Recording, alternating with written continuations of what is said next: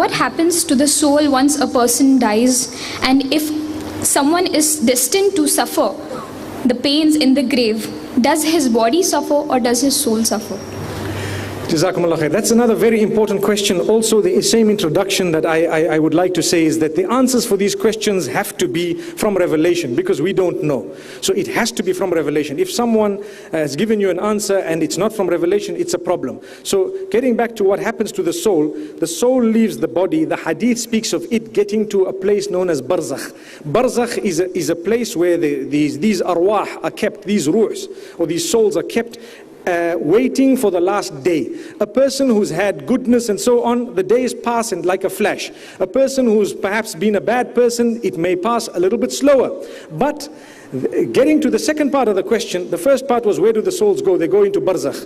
What exactly is the whole description of barzakh? I have to stop where the Quran and the Sunnah have stopped. We cannot describe beyond a certain point. I will tell you, look, it's a waiting place. The souls do not come back to greet the family members every year. You need to know that. Some people say, okay, every year the soul comes back, salam alaikum, how are you? Some people say the soul comes back to us and cleans the home. And some people say the soul comes back and does this and does that, and I feel it. Those are, jinn sometimes. Those are the devil sometimes. Those are the qareen sometimes. That's something else. Those are spirits, known as spirits in some traditions. But it's not the soul we're talking about. It's not the individual. They don't come back to you and say, hey, how's it guys?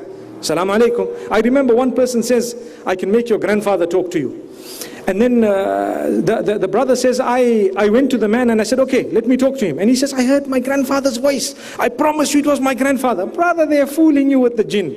They're fooling you with all these qareens. Don't be fooled. The souls are gone to a place known as barzakh. That's it. Allah subhanahu wa ta'ala knows best. When it comes to the connection of the soul and the body, Allah subhanahu wa ta'ala lets the body feel the punishment together with the soul in a way that He knows fit, that we don't know the explanation of. That's what it is. So when we say adhabul qabr and the punishment of the qabr, it is a reality and it is felt, body and soul. How? I don't know. Allah knows. I stop at that and I believe it. Because I cannot add or subtract. I have to say, Ya Allah, one day, well, I don't even want to be shown it because I don't want to be a part of it. But one day if you are curious, perhaps if you get to the other side, you can ask, say, Ya Allah, how did you do that? How was it? For now, it's called belief. We believe in the unseen. Someone might say, well, these people, their bodies were, lost, or their bodies were perhaps disintegrated because of something. And how would they be punished? Well, I still believe if Allah wants, He will do it, and He will do it exactly that way. How He does it, He knows best. That's how we stop. In this way, you protect yourself, you protect your iman. When we want to go into deep details that are not in the Quran and the Sunnah of Rasulullah ﷺ regarding imaniyat and matters of belief, we tend to burn our fingers. When we burn our fingers by starting to add extra, cream on the cake and something which is not supposed to be, that's when we falter. May Allah subhanahu wa ta'ala guide us, and may He make us from amongst those who do not become so inquisitive that we start asking questions that are part and parcel of where we're supposed to have stopped in terms of belief. May Allah subhanahu wa ta'ala help us. I just want to clarify that last point.